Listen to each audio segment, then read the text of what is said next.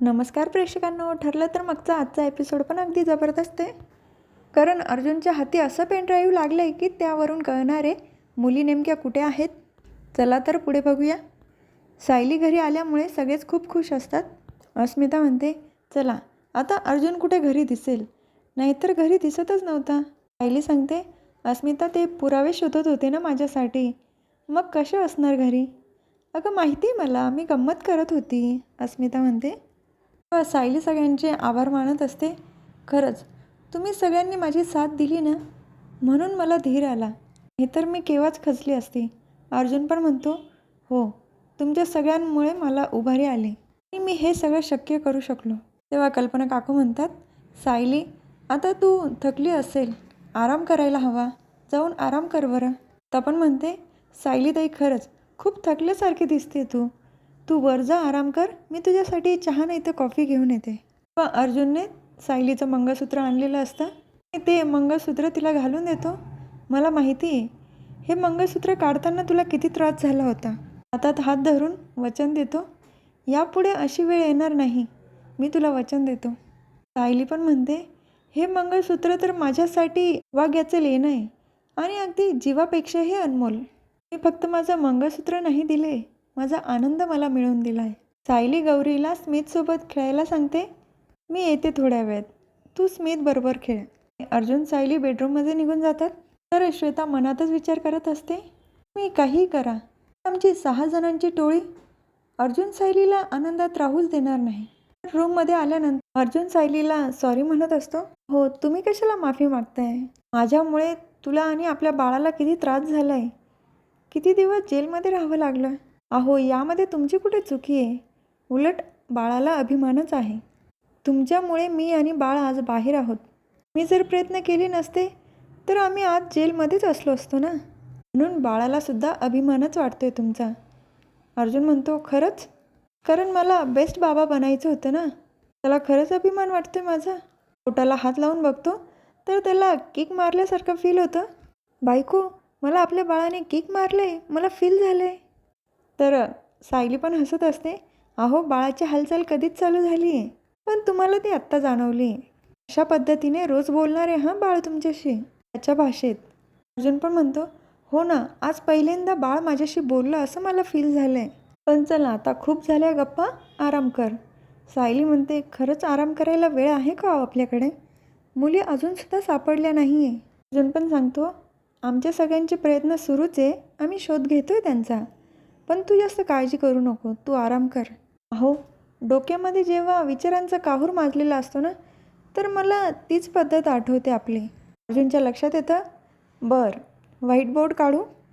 तर बोर्ड पण काढून तिथे ठेवतो. चैतन्याला पण आपण बोलून घेतलं पाहिजे. सायली बोलवायला जाणार, अगं चालली कुठे, फोन कर त्याला. तर सायली फोन करून बोलावून घेते. अर्जुन सायलीचं बोलणं चालू असतात, त्याच वेळेला तिथे श्वेता येते चहा आणि कॉफी घेऊन. दोघांचं बोलणं ऐकण्याचा प्रयत्न करते दरवाजाला कान लावून. तेव्हाच तिथे चैतन्य आलेला असतो. श्वेता तू इथे, तू काय करते. त्याला चहा कॉफी दिसते. अच्छा, सायली वहिनी आणि अर्जुनसाठी चहा कॉफी घेऊन आली होती का. तर श्वेता पण हो म्हणते, ठीक आहे, मी मध्ये चाललोच आहे, तर मी घेऊन जातो. ट्रे तिच्याकडून घेतो. 1 मिनटं श्वेता, आपण याआधी कुठे भेटलो आहे का. मी आश्रमामध्ये तुला जेव्हा पाहिलं तेव्हा पण मी तुला विचारलं होतं, तेव्हाही तू नाही म्हटली. पण आता परत माझ्या डोक्यात तो प्रश्न आला. कोर्टात एखाद्या केस संदर्भात किंवा मित्रमैत्रिणींसोबत काही आठवतं आहे का तुला. त्या काहीच बोलत नाही. तर दुसरीकडे जेलमध्ये प्रिया खूप कासावीस झालेली असते. सायली इथे जेलमध्ये हवी होती मला, पण ती घरी गेलीसुद्धा आणि सगळ्यांकडून लाड करून घेते. खरं तर मी सगळ्यांकडून लाड करून घेतले पाहिजे, ती जागा माझी आहे. सायलीला सोडणार नाही, मी पुन्हा इथे तिला घेऊन येईल. तिचा खूप आरडाओरडा चालू असतो आणि कॉन्स्टेबल तिला सांगत असतात, ए बाई थोडी हळू बोल ना, जिल्हा मॅडम येते, तुझा आरडाओरडा बंद कर ना. प्रिया म्हणते, मी नाही घाबरत कोणाला, मी ओरडून ओरडून जगाला सांगेल. माझ्यावर अन्याय झाला आहे, ती सायली इथे जेलमध्ये पाहिजे होती आणि मी बाहेर पाहिजे होती. जे ऐशो आराम तिला भेटते ते माझं आहे, मला भेटायला हवं होतं.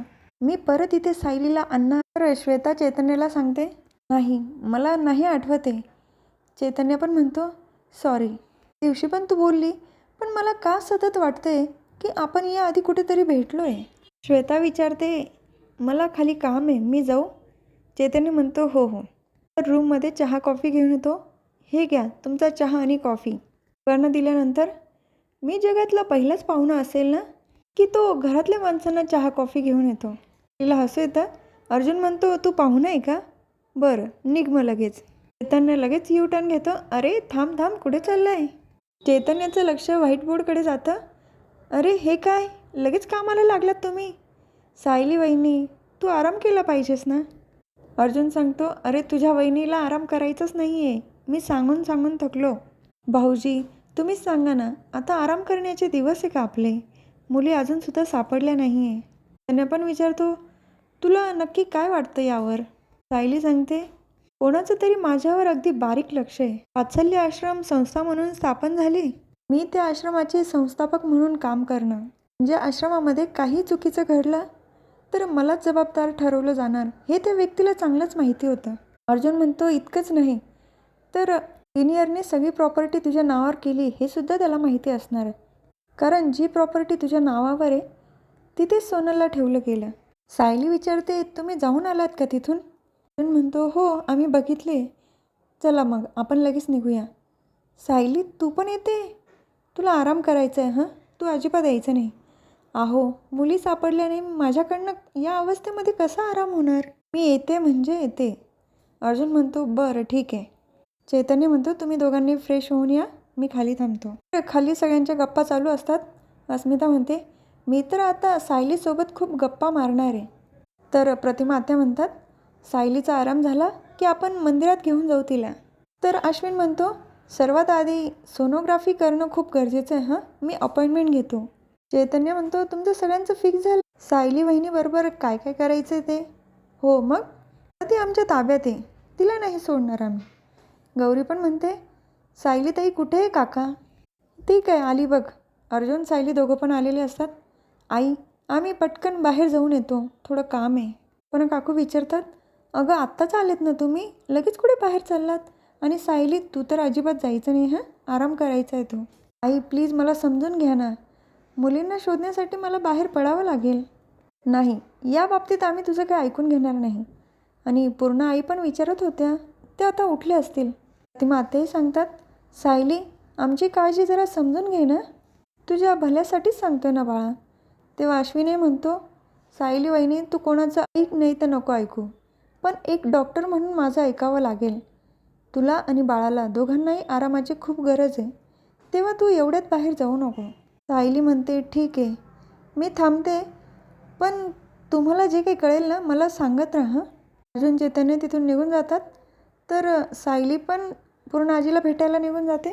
श्वेता मनातच विचार करत असते, हे सगळे तर आता सायलीला काही बाहेर जाऊ देणार नाही. आणि अर्जुन काय करतोय, सायलीकडून बोलताना मी बरोबर सगळं काढून घेईल. तर सचिनने टोनीला फोन केलेला असतो. काही गोष्टी आपल्या मनाप्रमाणे झाल्या आहे, पण काही गोष्टी आपल्या मनाप्रमाणे झालेल्या नाही, म्हणून इथून पुढे आपल्याला जास्त अलर्ट राहावं लागेल. तेव्हा टोनी म्हणतो, पण त्याचा चेहरा काय आपल्याला दाखवला नाही आहे, फक्त आवाज ऐकवला आहे. तू जेव्हा मला भेटायला येशील पेन ड्राईव्ह घेऊनच आहे. पहिला डाटा सगळा करप्ट करावा लागेल. तुला काही कॉन्टॅक्ट आणि ॲड्रेस देतो, तिथे आपल्याला या मुलींना हलवावं लागेल.